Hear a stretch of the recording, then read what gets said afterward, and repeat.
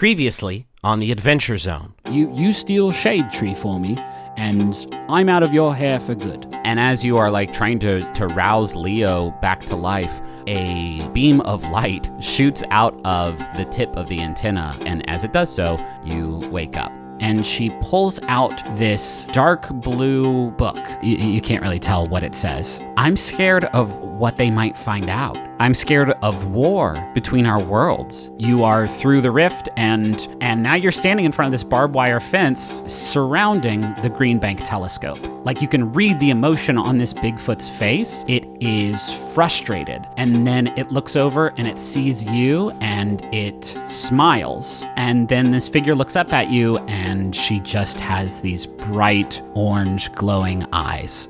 And this fog has fully taken form. It's Deputy Dewey, and he's a ghost.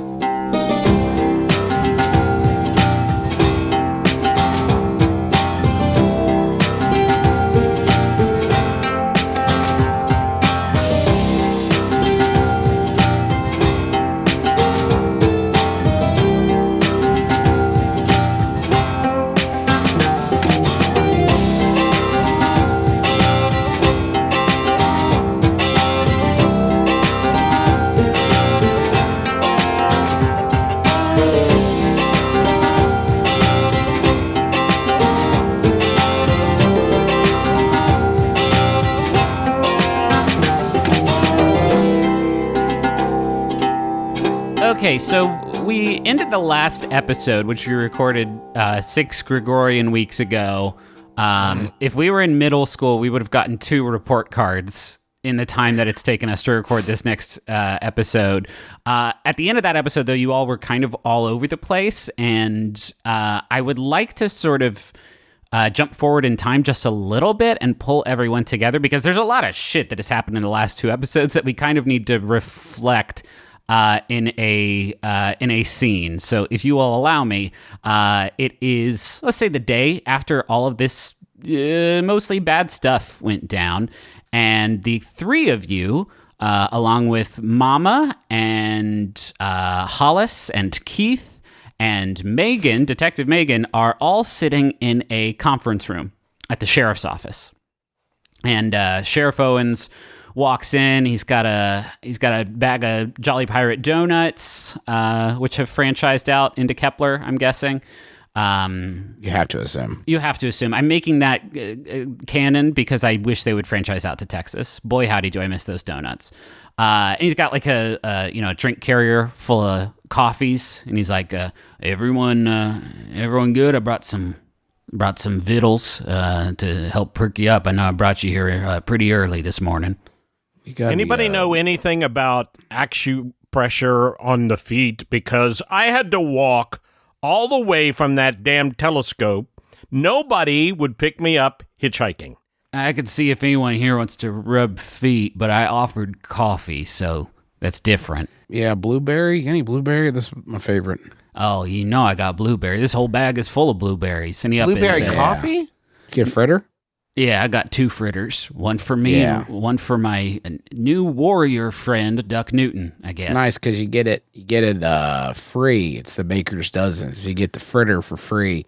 A lot of people just choose an extra donut, but you got to go down and look at the shelves because they got the pastries down there. But you can do your 13th one. You can get the apple fritter or, a bear cinnamon claw? Roll, bear claw, whatever you want. But that's where you go. There was mention of coffee? Yeah, here. He slides it to you. It's dangerous, but you catch it. Well, that's weird. Styrofoam cups don't slide very well. He greased it, so he greased the cups. Whoa, it's all slippery. It's a Kepler thing. Sheriff Owens says, okay, so I brought y'all here because I'm having a predicament, and I just kind of want to outline it for you. You're not under arrest because this seems like it falls outside of my usual jurisdiction. But here's where I'm at. I got a monster what's loose in my town. Mm-hmm. And it is the most recent, I can only assume, of many monsters been loose in my town. Am I getting it so far? Yep. Yeah. Yeah, more or less. Now, folks been killed by this monster. My deputy being the latest victim, and folks have seen this monster now, including everyone that's in this room. Now, Griffin, quick question. In the passing time, so Sheriff doesn't know about Deputy Ghost? You know what? You tell me. I want to know what you think. You're the one who brought him, well, not back to life, but you are the one who gave him spectral form. And while we last saw him sort of breaking you out of the jail cell, like, I don't know. What makes the most sense? What makes the most sense to you? Well, I mean, I did give him spectral form using a luck point to save his life. So that super cool there, Griffin. No, I get it. It's fine. He's Why alive. did he die? I got to tell you, I'm a little tired of keeping secrets from people. Good Lord, that's exhausting. I'm not so much, it's not so much, Dad, that I'm considering keeping secrets, so much as like, how much all at once can this regular Joe take? Like, if I'm like, yeah, there's monsters, and also your deputy's dead, but also he's a ghost, and I can do magic. We don't have to have that conversation, right? You could just say, like, the sheriff knows. Like, I already did that. I already introduced the sheriff to his ghost deputy, and he's here, and he's Yeah, you trying know to what? If I was Deputy Dewey's ghost, I'd want to be able to talk to the sheriff, so I'm going to say he knows. Okay. And when he mentions him then, when he says my deputy being the latest victim, Deputy Dewey waves. He's seated in a chair like across from you all, and he reaches over and tries to grab a donut. And Whoa, jeez. Oh, I'm never going to get used to that. I know. I'm just trying to get used to it too. So if I take a bite of this, like I'm kind of corporeal, is it just you going to be able to see it in my tummy? Am I going to be able to taste it? What's the rules? Only one way to find out. He does. He takes a bite, and you see him chewing it. He says, "I don't got any spit, but it's hard to do." And he swallows it, and sure enough, there's just some donut floating there, just in the center of his sort of translucent belly. Oh, this is horrible. This is real bad. Hey, I think it's cool. Sheriff Owen says, I can't have the folks in this town unprepared for a monster attack. And I can't have them terrified, running panicked because they just found out that monsters are real from their local sheriff. So that's where I'm at. That's my day. And if anyone has anything... Welcome to where all of us have been. This is literally the discussion we have constantly been having since we found out about these two. You can't just like hop on the local news and say, oh, by the way, there's abominations out there, and everything you knew about like magic and what is reality and stuff is wrong, but please stay calm. Why can't we? Hollis chimes in and says, yeah, why not? Think of all the people you know in your life. Think of 10 people you know, right? Just a random 10 selection of people you've met in your life. And you walk up to them and you say, hey, there's a vampire out on the loose, or hey, there's a werewolf out on the loose, or hey, whatever. And so you need to board up your doors tonight. How many of them are going to listen to you? How many of them are going to never talk to you again? And how many of them are going to laugh in your face? Listen, was welcomed to Kepler with open arms, with the loving, tender bosom of the people of Kepler, West Virginia. I think they're tougher. I think they're braver, and I think they're more accomplished than you give them credit for. And to be honest with you, I think we could use the backup. All right, Ned. Well, let's go a different way with it, okay? I mean, you're right. They are tough. And you know what? I bet a whole bunch of them wouldn't be scared. But I'll tell you, not all things that go bump in the night are monsters, are they, Ned?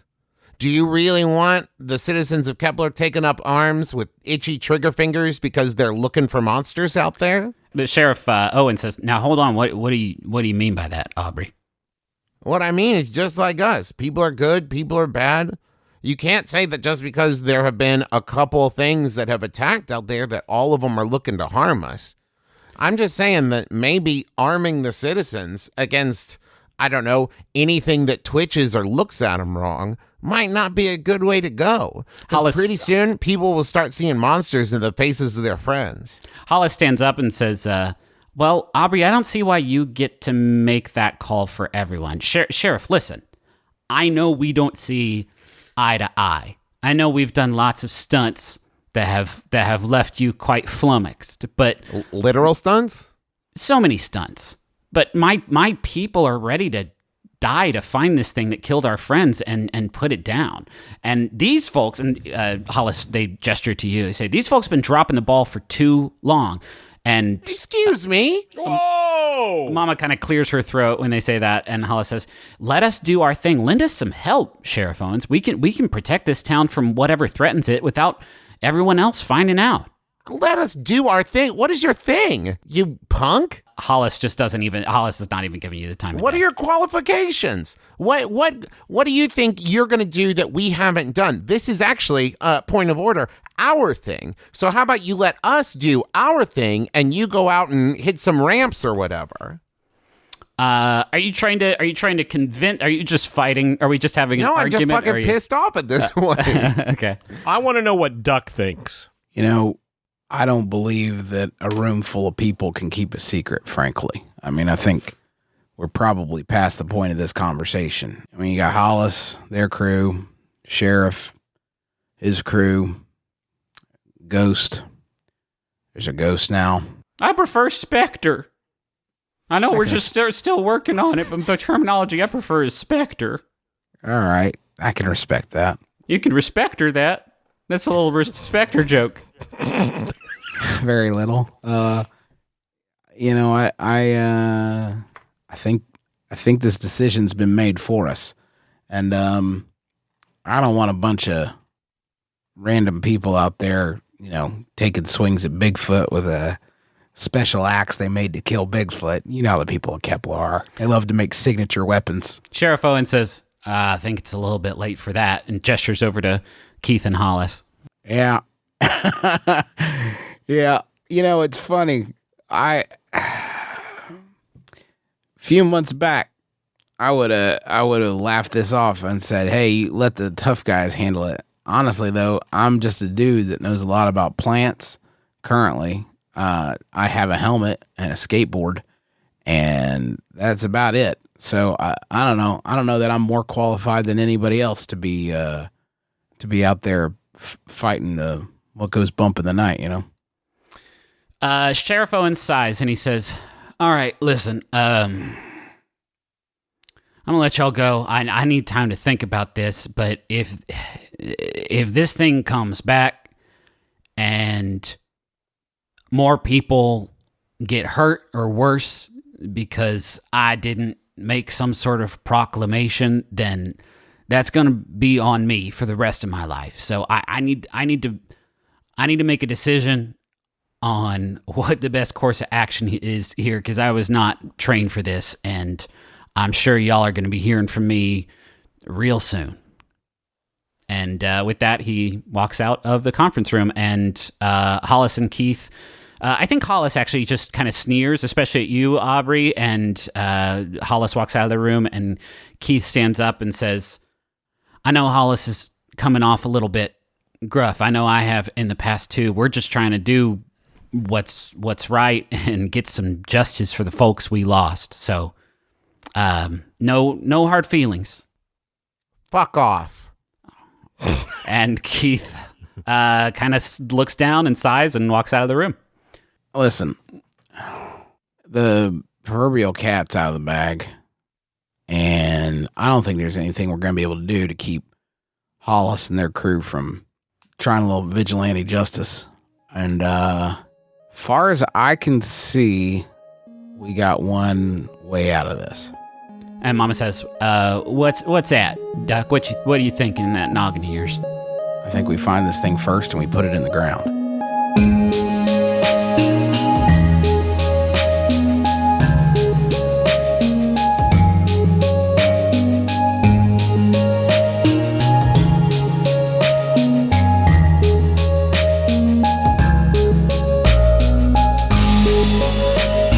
Let's do a scene in the headquarters, Amnesty Lodge. Do a parlor room scene where you guys kind of go over what you know about the monster. A parlor room. Yes, we shall accuse the monster using the clues we've gathered. This is a fun character. I would think with as much Poirot that you read, you would have an easier time sort of conjuring up this guy's sort of Well, MO. I rarely do a narrator for the narrator, but I'm the meta-narrator. I help Griffin to set the scene. Imagine we all in pipes and smoking jackets. You're all wearing pipes and smoking jackets in the cellar of Amnesty Lodge. And Sipping a brandy. Aubrey's sipping a brandy, but So it's is not Ned? real. It's not real brandy. It's apple juice. And Say Barclay, something about Ned's beard, how it's twitching with anticipation. yeah, he's got it all curled up around the mustache area. Can I say zounds? I got my computer here Oh, in okay. front of me. I got my laptop. So listen, guys, I know we're all intimately familiar with all the information we've gathered on this thing. So I've created a text document here, Google Docs, with all the info we have on it. Now, is this an offline Google Docs, or are you hardwired into the internet right now? I'm hardwired in the internet. Okay. I'm plugged in through an Ethernet cable. You know the lodge has got Ethernet, Griffin. Come on. Yeah, you're right. You're right. It's And you're it's using 2019. you're using the internet, right? No. No, I've talked to you about the subscription fees on the internet, and I'm not going to pay them. It's ridiculous. And the cookies and the malware and the spyware. The viruses. I got viruses as I was connecting to it. It says, to connect to this service, you must accept the following viruses. Yeah. And then you hear a bum. Do you want a monster dong? See? Hold on, let me close out some of these monster it's- dog pop-ups. You thought it was big feet. Ha ha ha ha! All right, so I taped up all the clues that we are all intimately familiar with, that just to help us review. I got like a text-to-speech thing, Okay. and I'm just gonna play it for you all right now, so we can recap all the information that we have and are intimately familiar with. Okay. Boop. Am I it? Yeah, you're it. I can try and do a Microsoft Sam voice if you want. I think it would be helpful to everyone, excluding the people who make this show, obviously. Hold on, I gotta click okay. Abomination is a shapeshifter. True appearance unknown. Past appearances include blonde and small, then transformed into larger humanoid being. Hold on 1 second. Let me tweak this a little bit. It can do a British accent. Hold on. Okay. Gregor, the morgue technician, a Bigfoot-esque monster, but far more bestial than Barclay. I can't understand it. Let me try the New York one. Behavior. Nope. Hold on. Let me try it again. Behavior. It seemingly emulates the behaviors of things it mimics. It's able to change shape and create rifts through space that it and others can pass through. It's attacked Kepler twice and led pursuers to the clearing in the woods where the archway stands. Weakness. Question mark, question mark, question mark. Dwelling. A darkened building, presumably a hotel, that Ned was taken to. Butts. Whoa, Butts. hold on. Butts. Who just wrote butts here? Butts. Sorry, I'm trying to Pee-pee. increase my typing Poo speed. poo. Butts. Baby like a dookie. Wait, baby like a dookie? Butts. Baby like Sorry, a I let- dookie. Butts. It's butts, looping. It's looping. I let Leo's nephew fuck around with my computer. I think he added that. Hold on. Okay, let me just clear that out. All right, so Butts. God damn it, let me just close the computer. So possibilities. What about the ski resort? I mean, if it's someplace like a hotel, you think that could feel right? It didn't really have that resorty kind of feel, and I mostly spent my time in the lower floor, the basement. It could be the ski lodge, but isn't the ski lodge still open? Mama says, yeah, the ski resort's still, operating, and, it's not as popular as it used to be, but I like to think that if there was a shape-shifting monster creating rifts in space-time, that at the very least, Eugene would take notice of that. So I think we can probably rule the ski resort out. The thing is, Duck, it really does not have to be in Kepler proper. One of those rifts I stepped through, like I said, took me to the telescope, for God's sake, and that's miles away. God, you're right. Are there any other I don't know, like office-y building or hotel-y, resort-y, big closed buildings anywhere nearby? Mama says, well, yeah, I mean, there's the, not many that are open, we're not getting that much traction. It's really just the ski resort's got some rooms, and then there's a motel down on Riverside, but that's, still open too. But if it's an abandoned, hotel or whatever that we're looking for, Kepler's got no shortage of those. Folks used to come. Big. Yeah, folks used to come here to go skiing, and now they don't. And so all the hotels and resorts that we had opened are all more or less shuttered, and they're all over on Resort Row. Problem is, there's quite a few of them. So, well, then, do you think that there's a way then to, instead of us trying to find it, make it find us? Because it seems to want something, right? Because it showed up and went to the Hornet's Nest, right, and attacked there, and then it also then followed that up by coming to the morgue where the Hornets were. So this doesn't seem like, that first abomination that we fought just seemed like an animal, rage killing things, right? But this seems calculated. It seems like there's some kind of like steps plan. Barclay says, no, I've been thinking that too. This thing is doing something. It's not just attacking. It's not just out for blood. It's making moves. And I don't think any of us know what those moves are leading to unless somebody else has been sort of paying closer attention than I have. I didn't even tell you all this. It's been a stressful time. But it has led me and Sheriff and Hollis out to the archway. And they couldn't see it, and whatever happened there, or I'm guessing probably didn't happen, it disappointed this thing. Maybe it's trying to get through. I don't. If it's trying to get back to Sylvain, is that possible? Or maybe it's trying to get other people over there.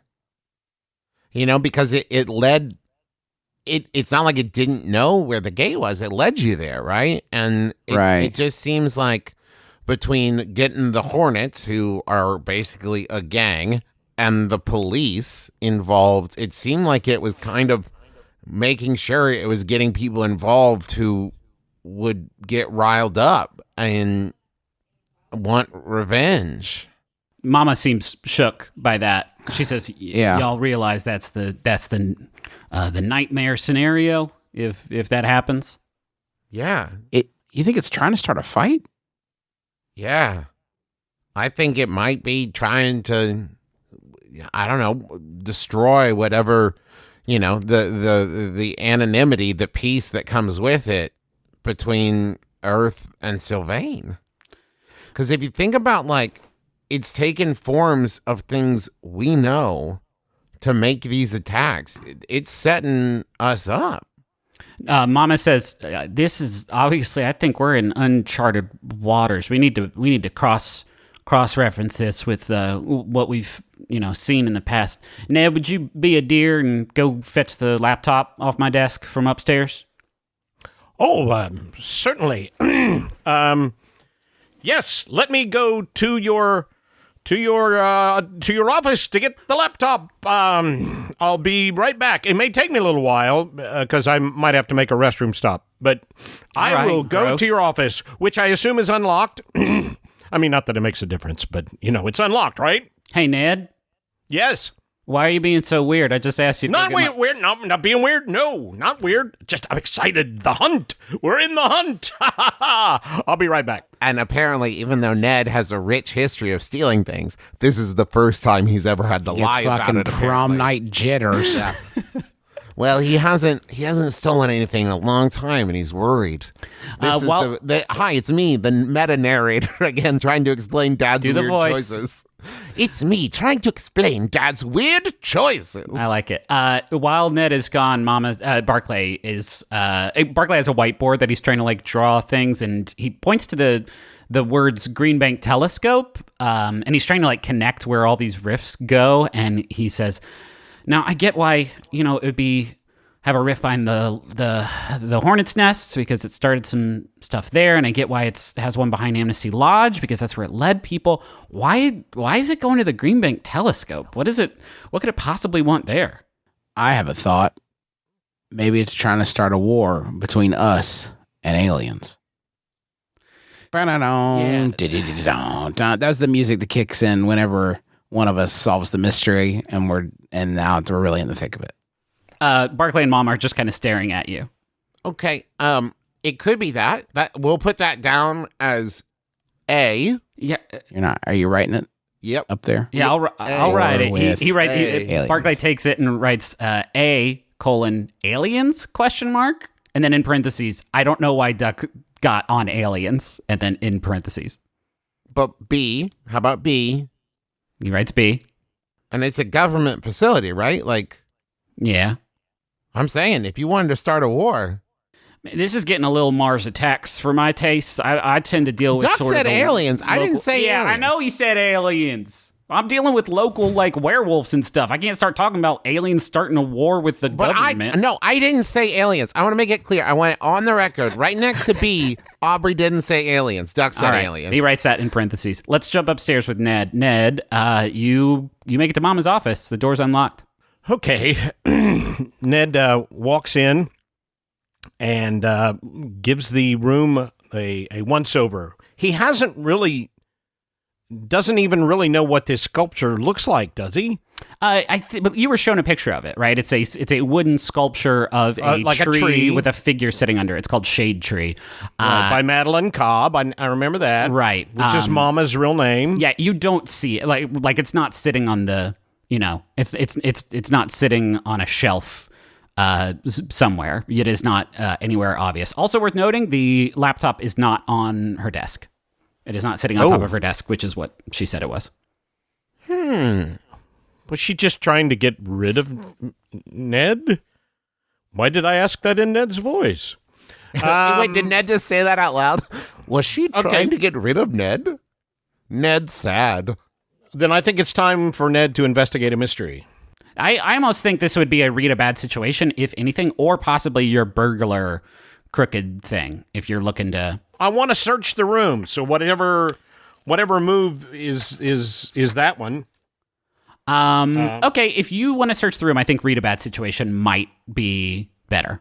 I think it might be a better role than investigate a mystery. If you're not actively stealing some shit and instead you just want to like look around, then this is the role, is read a bad situation. All right, and he can add cool to that, right? No, sharp. That's a 2. Wow. So it makes no difference what to add to it. That is a It's not- snake eyes. And it's like it's as bad as it could be. Okay. You see it. In this case, he'll be directed to the exact opposite of where it is, which means he just has to turn around and Nope. there it'll be. You actually are walking around looking for something, and you find a loose floorboard. It's actually a few loose floorboards underneath your feet. They kind of creak, and you can tell that there's something strange there. So that was a failure. I'm taking a hard move. Doesn't mean you failed. It means I'm going to do something. All right. Then Ned, using all of his burglary skills, raises the loose floorboards and peers within. You do so, and there is a safe. There's a safe inside, and it has a dial lock, and you have seen and cracked this exact safe many times. It's been a while, I assume, but throughout your career, you had the touch, and so you can crack this thing easy. It's the Wallholtz 2500. I've seen it before. Yeah.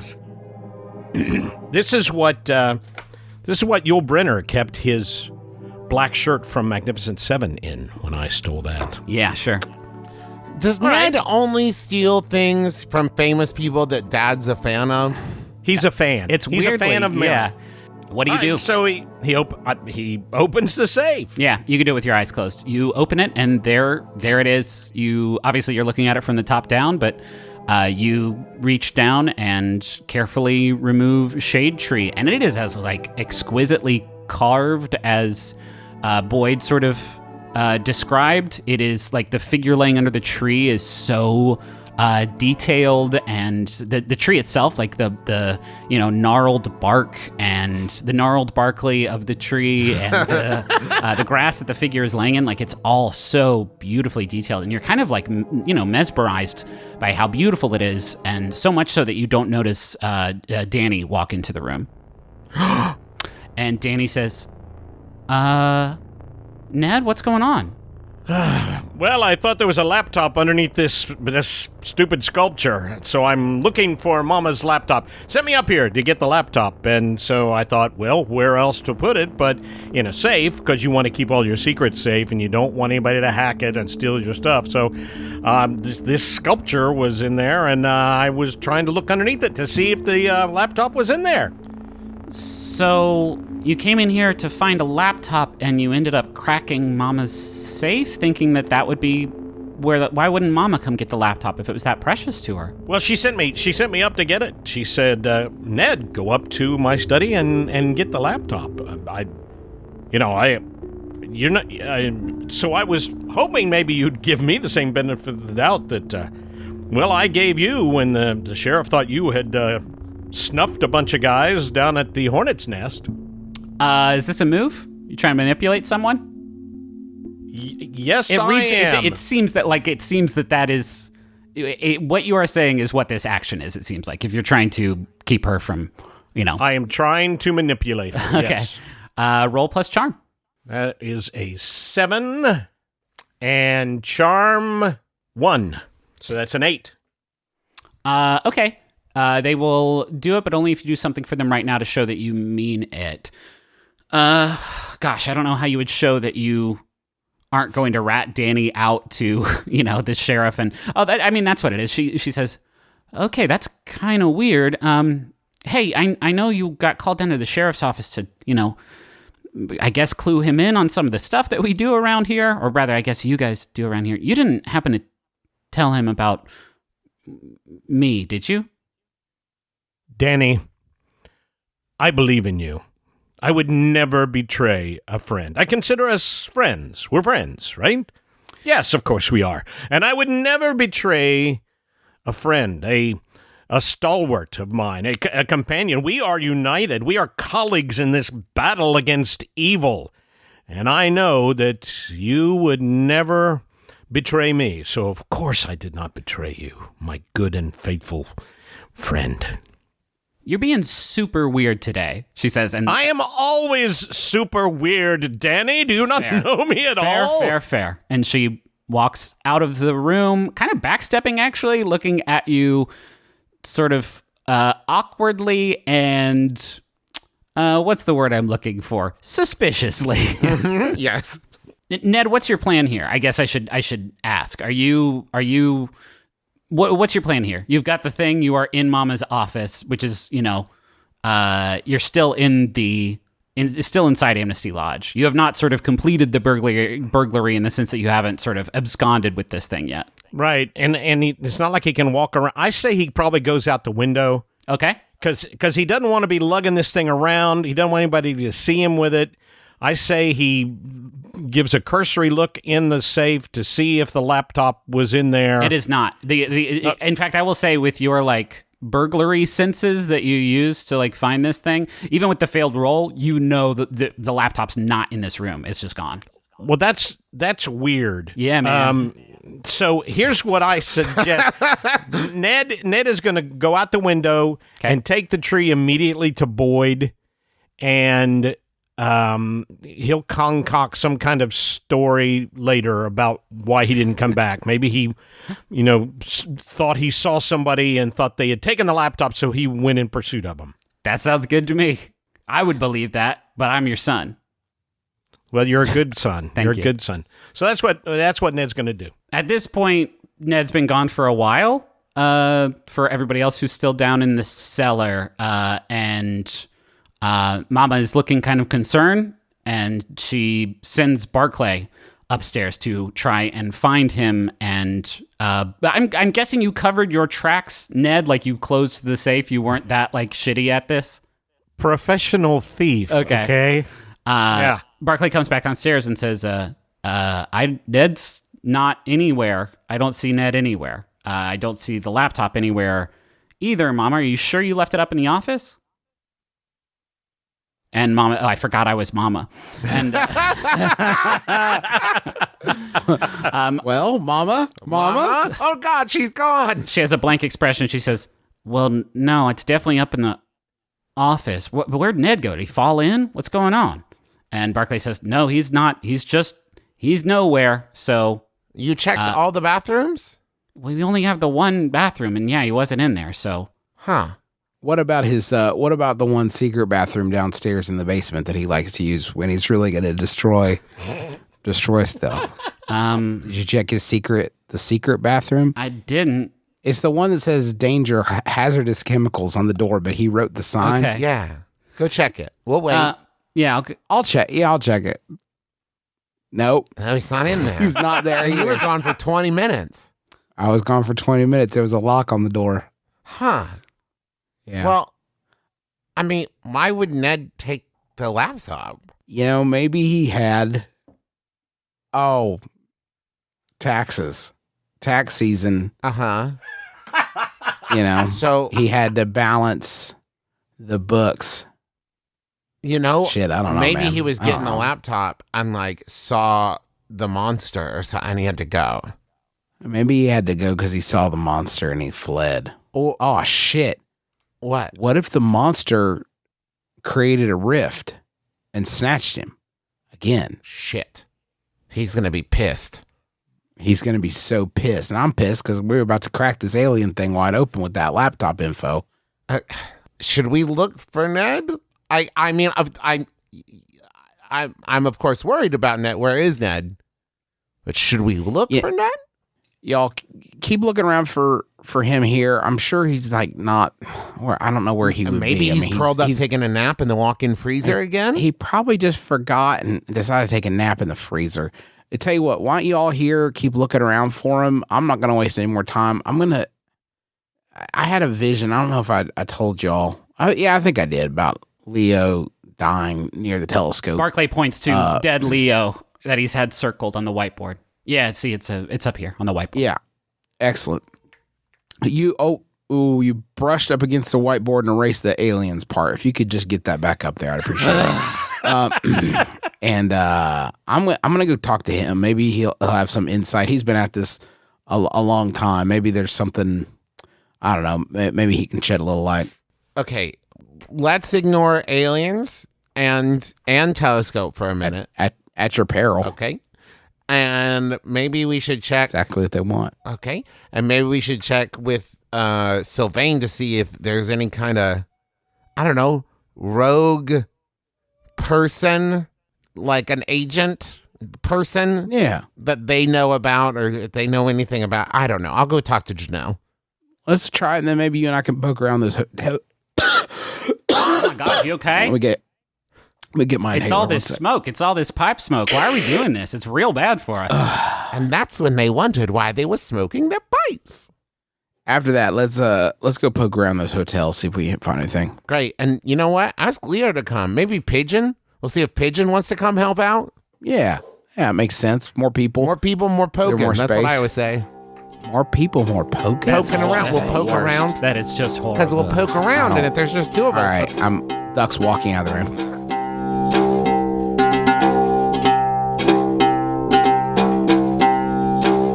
Hey everybody, this is Griffin McElroy, Dungeon Master, your best friend and your best friend and your Dungeon Master. Thanks for listening to the Adventure Zone Amnesty episode 25. Hope you're enjoying it. Hope it's not getting too spooky. If it is, grab a friend, grab a blanket, grab a machete, and be ready for when the monsters, the real ones, attack.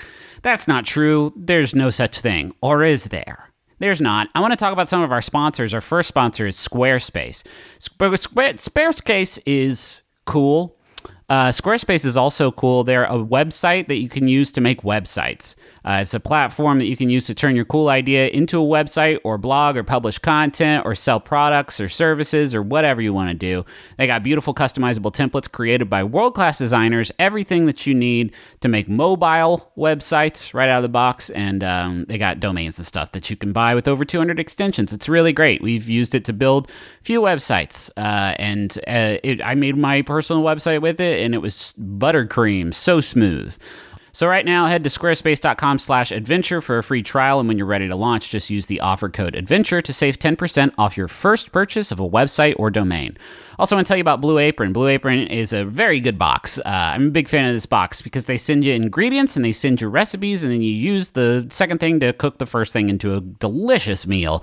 And they make it really easy to choose from a variety of different recipes. If you want vegetarian meals, they got WW Freestyle meals. They got a whole menu of wholesome meals that they offer in partnership with WW, and they also offer just a bunch of different tasty stuff. They got, they got a New Orleans-inspired chicken po' boy. They got seared chicken and goat cheese mashed potatoes. They got Austin-style breakfast tacos. Those look really good, of course. They are dedicated to helping you discover your inner chef and learn new recipes and techniques. And they got carefully designed and tested, recipes that you can use to make tasty food that's made by their test kitchen chefs. I learned how to cook using Blue Apron. It's a very, very valuable thing for me. So to start making this delicious, brag-worthy, these meals at your own home without the hassle, try Blue Apron. Check out this week's menu and get $60 off when you visit blueapron.com/adventure. That's blueapron.com/adventure. Blue Apron, a better way to cook. Got a few announcements here, but first of all, I want to thank everybody who's been tweeting about the show using the ZoneCast hashtag, because if you do that, you might end up as a character in the show.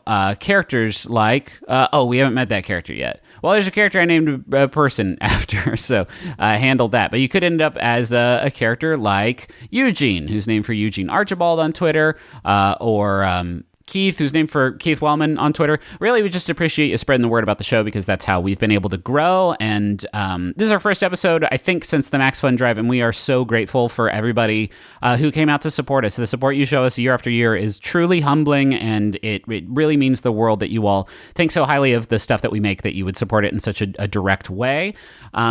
So a couple big announcements. We are going on tour. The Adventure Zone and My Brother and Me, we've sort of announced the rest of our tour dates for the year, and you can find those at McElroy.family. It's part of our Become the Monster tour, which is, now that I think about it, kind of appropriate for both shows. But we're going all over. I'm not going to try and summarize all the cities we're going to, because it's a lot. But you can find all the details and ticket links to that at McElroy.family. I believe tickets go on sale this Friday, which is tomorrow. So at noon, I believe, Eastern time. So do not sleep on those.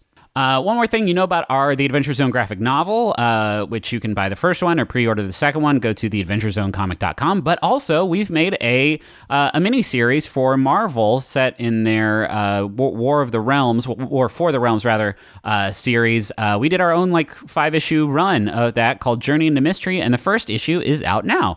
We all worked really hard on it. Dad's a big comic fan and used to work in the industry, so it's kind of a dream come true, especially for him. So if you want to come out and support us there, go to your local comic book shop and pick up Journey into Mystery 1 and keep an eye out for the rest of them.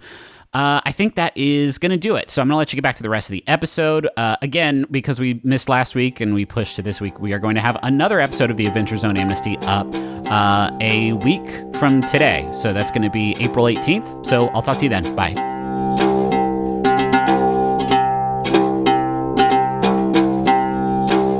Let's do Leo's scene first with you. Actually, it's Duck's scene.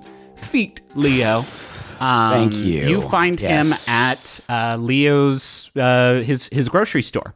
Leo's place. I forget. It's been a while since a Pizza Hut destroyed it.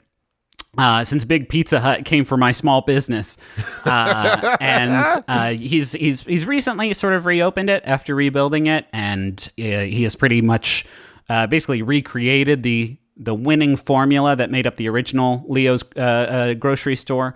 And you find him there as who's walking out of the store? Who's checking out? As let's say Muffy and Winthrop are buying some groceries there, and Winthrop says, "I really wish they'd get a Trader Joe's in here." And Muffy kind of nods snootily and takes her non-Trader Joe's groceries and walks out. Good day to you, sir. You're in my way. Yeah, excuse me, Winthrop. All apologies. Maybe later you could help me put snow tires on my Bugatti. All right, Winthrop. All right, hey, you better head out. I think the Wells Fargo wagon is coming down the street. Muffy says, Winthrop, he's making fun of your name. I'm intimidated by you physically. And then they walk out. All right, you keep walking. And then Winthrop comes back and kills you. What did you say? Because I'm fucking mortal. Leo What did you says, fucking say to me? Leo says, you got some beef there with our local sort of money bags? I get along with everybody. I figured I got to have someone to blow off steam with, you know? Yeah, that's fair. How's it been going, Doc? I haven't seen you in a while. How's the hunt this time?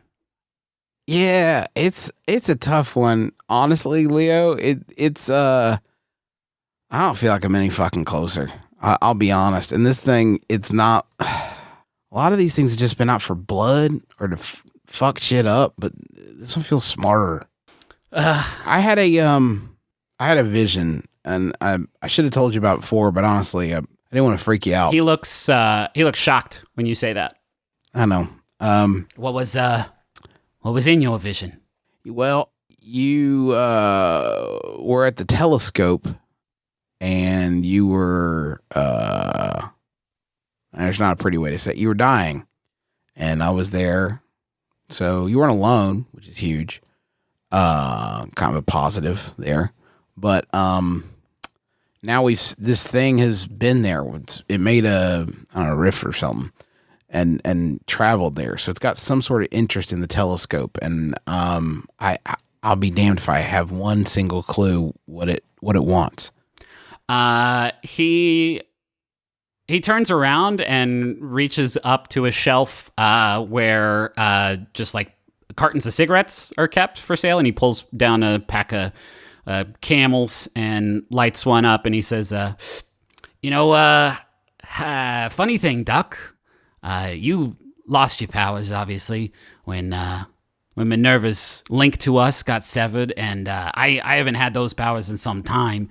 And yet, I was asleep the other night, and I had that same vision of me in your arms, you cradling me, looked like a real nurturer, Duck, and I was dying, and then the thing shot a laser beam up, which I don't think that's what it's built to do, so I thought that was cute. No. So yeah, same vision of me dying in your arms, Duck, and that's, I gotta say, not the best vision that I have had so far. You gonna offer me one of those things? No, Duck, because I know how hard you went trying to quit. I've been your neighbor for a while. I'm not gonna make you fall off the monkey's back or whatever the saying is. I can't believe you would take that sort of agency away from me, Griffin, from my character to make that decision. Okay, here. Yeah, here's your cigarette then. No, thank you. I got asthma. What's wrong with you? I've had asthma. I've had asthma ever since I lost my powers. Oh. Dang, that's a shame. I had it before. Yeah. I got my powers. Yeah. Lost it. Yeah. Now it's fucking back. I got asthma again. Right. That's where I'm at. Right, and I sympathize with you, but I'm gonna die pretty soon, it seems like, so... Me too, if there's any fucking particulate in the air. Duck, I know you're trying to make me laugh, but we had a dream that I'm gonna die, and these dreams that we have, they have a tendency to come true always, so I guess you and I are taking a road trip up to the Green Bank Telescope to go face our destiny together. Right? Like I can't just like lock myself in the the freezer here and take a nap. Like no matter what happens, no matter how much I could go get on a fucking plane and catch a flight down to Rio, and I would still somehow be at that telescope at that time in your arms dying. So I don't know about you, but I just kind of let's just get it over with, right? Let's just get it done. No way, man. No way. You're the closest thing I got to a mentor now with Minerva gone. You're like a Well, like an uncle or something to me. I was going to say dad. That seems ridiculous, but like a cool uncle that has a sword to me. And I'm not going to let you risk your life that way. I didn't have a vision about me beefing it. It's about you. I'll just go and I don't know, see what I can find. He sighs and he says, "You would do that for me? You would go do this thing alone, whatever it is, without me being there? You'd do that for me, Doc?" I mean, I'll go there. If I see anything scary, I'm probably going to get back in my car and leave. But, I'll go poke around. I just don't want you getting anywhere near it. He smiles. He says, and he puts the cigarette out. And he says, "All right, Doc. You don't have to worry about that. It's a deal."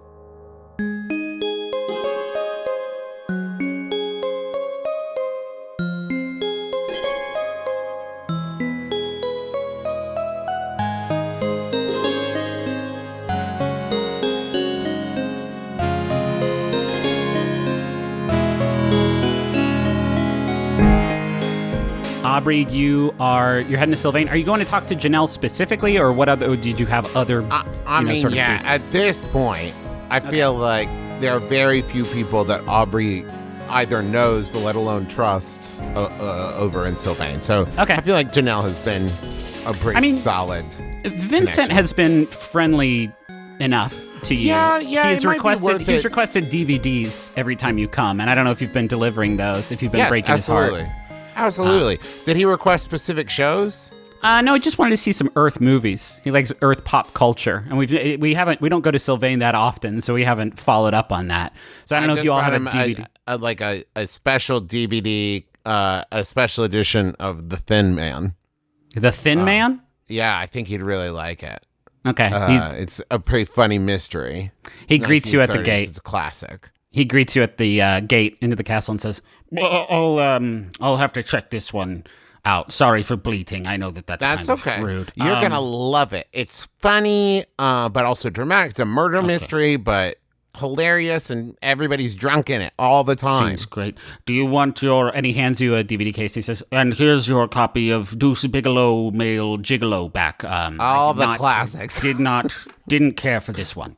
No, it's absolute garbage. That's why I wanted to give you a taste of this garbage before I handed you maybe one of the greatest films of all time. Right. Is that a goat joke? No. Okay. All right. Well, I'll check it out. Thanks as always, Aubrey. And he opens. Yeah, you're gonna love this one. It's the greatest of all time. It's so good. No, that's a goat joke. Okay, that one I actually liked a lot. So okay, good. Yeah, good, head on in. Real quick, you're the kind of law enforcement person here, right? Yeah, you could say that. We're dealing with an abomination over there that seems to be to have an agenda, which is kind of different from what we've seen before. And so I thought it might be worth it, to ask you, did you I don't know, exile anyone that could shapeshift recently or something? Shapeshift? I mean, we've exiled people, certainly, and there are certainly people who've left of their own accord, and we don't usually talk about this over here. It's somewhat taboo, but I know that Mama is giving refuge to those who have left our world for yours, and those who have wandered outside the gates of the city have been taken over by the Quell. So I'm pretty sure all of our refugees are, accounted for, and if they weren't, I cannot think of one that could change their shape. They kind of change their shape with swirls of light. Yeah, that doesn't ring any bell? No? So sorry. Yeah, maybe it's just I'm still in a fog from Deuce Bigalow, Male Gigolo. Not another murder. Not another life lost because of Deuce Bigalow, Male Gigolo. I too much harm has been caused by that movie. I'm so sorry. I hope that you're able to recover. I'll do my best. What's he hiding? Keep digging, Trav. Hey, maybe I gotta get rough with you. Hell yes. You'll get it. It's in the movie. Okay, bye. Let's just hop into your conversation with Janelle.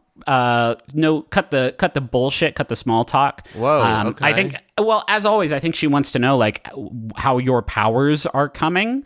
how much you're telling her sort of in that regard before we get to like your questions. She knows I made a ghost, Janelle. Okay. Janelle. Right. A ghost. Janelle says, and okay, that's not, you got it. I made a ghost. Yeah, that's not possible, Aubrey. No, that's what you say, but I did it. Aubrey, only Sylvans who perish in the light of the crystal are able to experience second life. I cannot understand how this is possible, Aubrey. Okay, but it's real. Like, I if you don't know, how do I know? You know, I thought I would say I made a ghost, and you would say, oh, cool, level 3 or something. I don't know. It's not a level 3, Aubrey. This is something that level 4. Only the light of Sylvain, level infinity, could possibly tell me how you did this. How did it happen?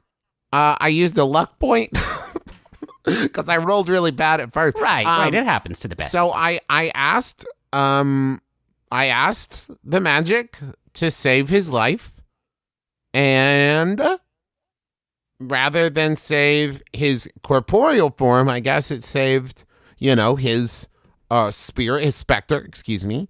And now he's a specter, just chilling out. He ate a donut earlier, and it got stuck in his tummy, and it was gross, but also very mistake, cool. Yeah. Yes, you can't do that. You mentioned that you saw a person when you were doing this. Yeah. This, Aubrey, this is not like any spell I've ever cast before, and I'm thinking all of them. So, only Sylvain is able to bring people back from the dead. Is it possible that you are somehow communicating with her? Because only the interpreter is supposed to be able to communicate with Sylvain. With the planet? With the essence of the planet, yes. So, I asked the magic planet to do the magic. That's different. I do that all the time. I have never seen the planet personified, Aubrey. I have never been touched physically by the planet. Oh. Yeah. I guess it's possible I'm doing that. Is that bad? She sits back in her seat and sighs. She said, it's not bad, Aubrey. It breaks with millennia of tradition. So that's something peculiar. And this tradition. And this book, Aubrey, this book, you say that you've just happened to find in the woods? You're still hiding the fact that Danny had it? That was something you established a long time ago. Here's the thing. I've told Janelle way worse shit. Okay. Danny doesn't know where she got it. Yeah, she just woke up and had it. But okay.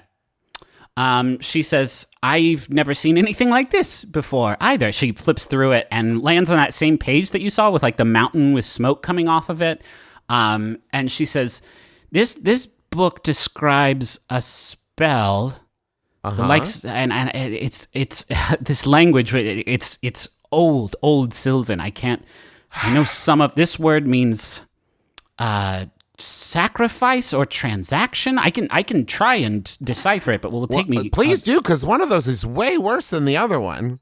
Yes, one of those is like somebody dies. The other one is like you buy some coffee. Yeah. Yes. And she's looking over it now and is kind of just lost in thought. So should I just stay here and wait? Oh, so I'm sorry. Did you have any other questions, Aubrey?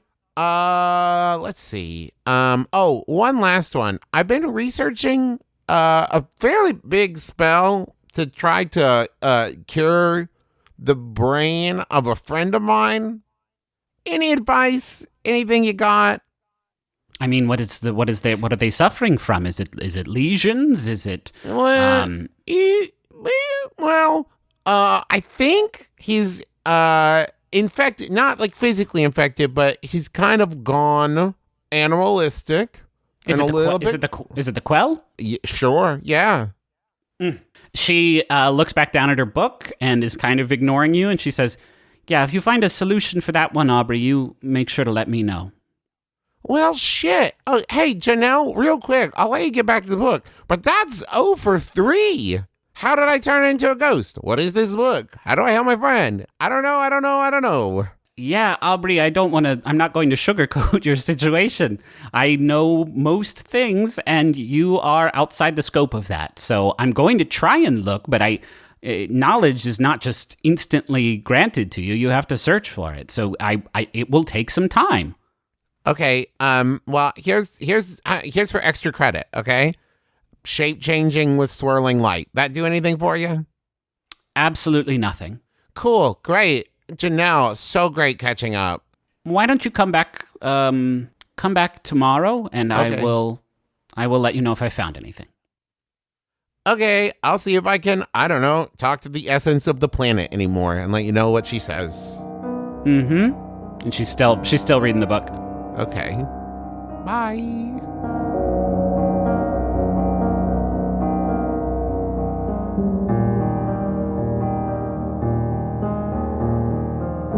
You find Boyd in. I think he probably gave you a note on where to find him, and it's that motel that I mentioned earlier by the river. I didn't think of a name for it. I usually am more on top of it. Who can come up with the name for a nasty, stinky hotel the fastest? The Count Galoo, Gilu, motel. Why is that? What does that mean? It's a motel in Welch, West Virginia that I stayed at one time. Oh, okay.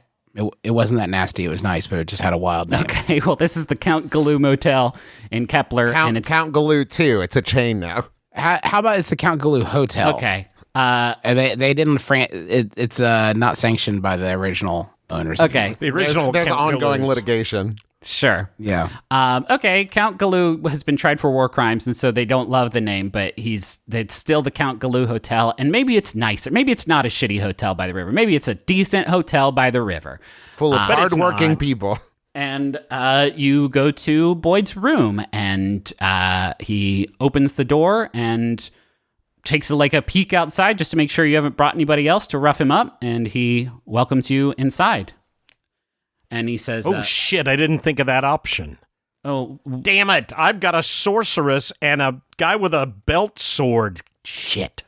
oh, Oh, hello, Boyd. yeah, you have a sorceress and a guy with a belt sword? Just talking out loud. I'm rehearsing for Saturday Night Dead. That's some of the witty banter that I had planned. We're showing The Ginger Dead Man from 2006 with Gary Busey. Ever see it? It's terrible. Horrible. Anyway, Ned, you know. So where's my stuff? I don't share your penchant for crappy horror films. well, good. Then you can't double check my facts. Okay, where's my stuff? Where is my stuff, Ned? Well, I will present it to you when I see my stuff.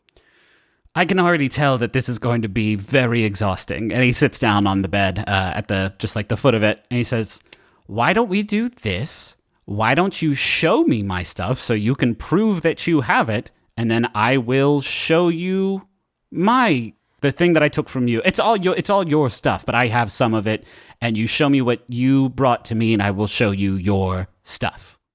I assume you have some kind of container, like a trunk or a big old hefty bag or something holding my stuff? I have a box that is holding your stuff, yes. Okay. Well, here's what we do. You show me the bag with the stuff in it. Oh, my God, Ned. And no. And then I will point to you outside where your stuff is. It's locked up in my Cryptonomica van. Okay, this is for sure a convince somebody. Right? Like you are for sure or manipulate someone. If this is not a manipulate someone, I do not know what is. This sort of verbal wrestling match. That is a 9 plus whatever it is I add. Your charm. I add my charm, which is 1. So that's a 10. Okay. Boyd Mosh. They will do it for the reason you gave them. He sighs and he says, "Okay, I actually have a boat to catch, so here is your stuff." And he reaches in his pocket and he pulls out a key that is attached to a fob, and it is a key for a safety deposit box at the First Bank of Kepler. He says, I'm not going to keep all my stuff on hand, or else you could have just come here and killed me and taken it from the... I know, I thought of that a few minutes ago, damn it. Yes, but everything you need is in box 454 at the First Bank of Kepler. So you'll find Well, then it. I say, let's go down and get it. Ned, I need to go. I need you to give me Shade Tree. That was the deal. What if I were to give you something worth more than Shade Tree? He stands In exchange for the fob, now hear me out. Oh, what do you Hear me out. What do you have? Okay. What is your number one goal, Boyd? It's to hurt me and to get out of here. Number one and number two goals, right? You want to escape, correct? Yes. Is that more important to you than money right now? No. My suggestion, I will give you that beautiful van out there, loaded up. It looks like a food truck, but it is loaded with surveillance equipment, police scanners, all kinds of things to help you evade capture. I will give that to you lock, stock, and barrel if you give me back one of the items that you stole from me. I don't care about the Clooney Oscar. Well, I do care about the Clooney Oscar, but I don't care about the Wright brothers patent.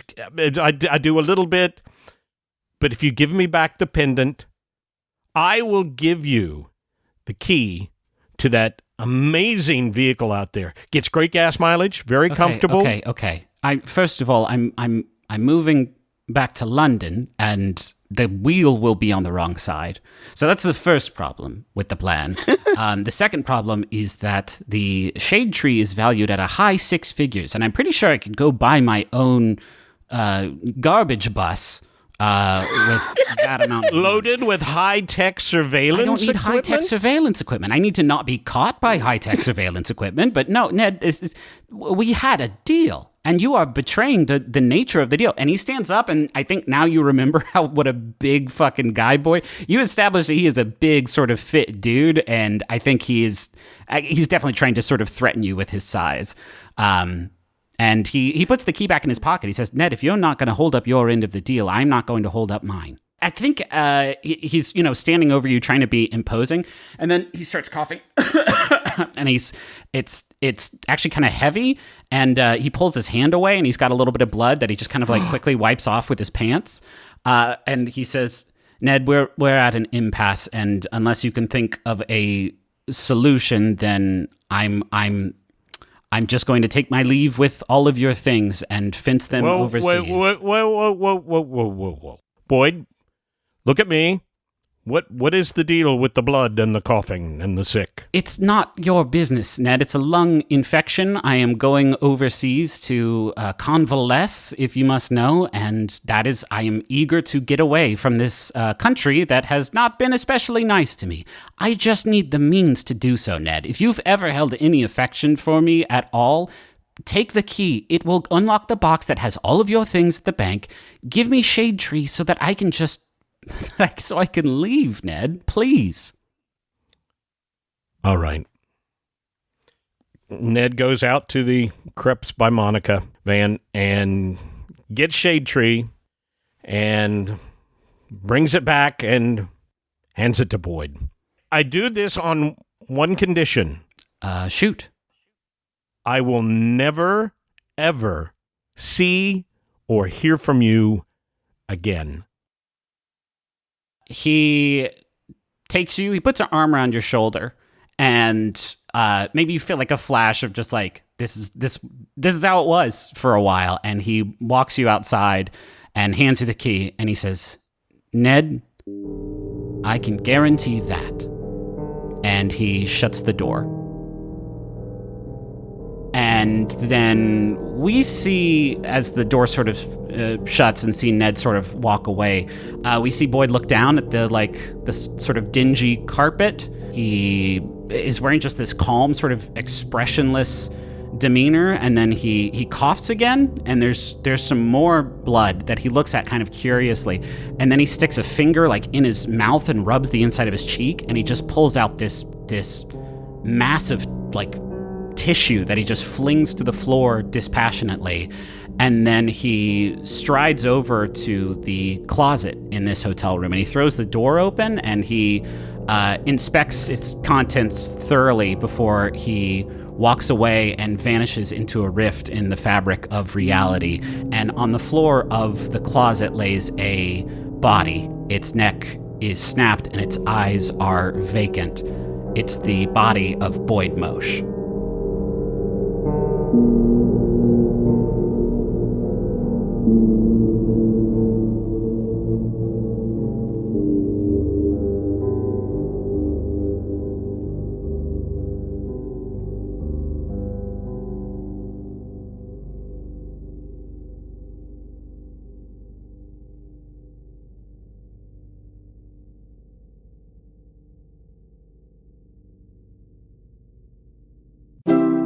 MaximumFun.org. Comedy and culture. Artist owned. Listener supported. Hi, I'm the JV Club podcast, Janet Varney, and I used to suffer from indecision. I couldn't choose between Star Wars and Star Trek, whether to call or text, or the best way to cook my eggs. But now, thanks to my weekly dose of We Got This on Maximum Fun, my decisions are made for me. Thanks, Mark and Hal! Warning, We Got This may cause shouting, phone throwing, the illusion that the hosts can hear you, laughter on public transit, and death. We Got This with Mark and Hal. We know what's best.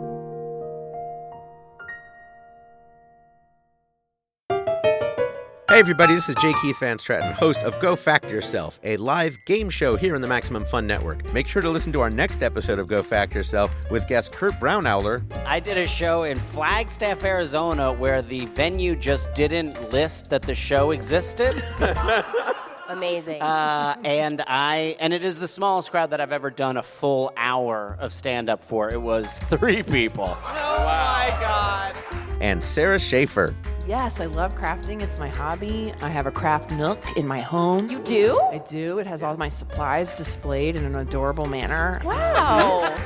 Yes. Yes, applause. Applause for a nook. That's Go Fact Yourself here at MaximumFun.org or wherever you get podcasts.